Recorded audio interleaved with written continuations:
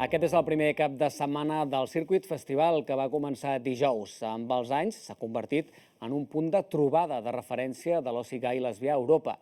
Per veure quin ambient s'hi viu a la platja de la Mar Bella hi tenim el nostre company Sergi Forcada. Sergi, què hi busquen a Barcelona els participants del circuit?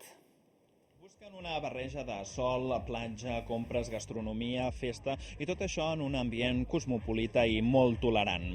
Des de dijous, quan va començar aquest festival, i fins diumenge de la setmana que ve, quan s'acabarà, hi ha organitzades una trentena d'activitats diürnes i culturals, però el gran reclam del circuit són les festes de nit, amb una cinquantena de disjòqueis convidats per a aquestes festes. Barcelona és plena de turistes homosexuals, sobretot francesos i també britànics, i és fàcil trobar-los a llocs com ara la platja de la Mar Bella o també l'Eixample.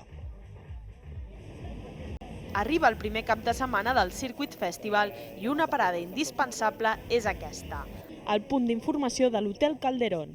Aquí els posen la pulsera que obre les portes a 10 dies plens d'activitats per als assistents. I'll be going to the local clubs and bars, and as well as participate in the Circuit Festival.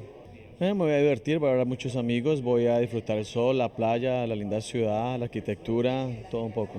Un cop estudiat el programa, toca anar a comprar. Els establiments de l'Eixample han notat un augment notable de les vendes, sobretot de banyadors. He venido a la tienda porque me gusta este bañador. Lo he visto en la tienda de allí y ahora he pasado por esta.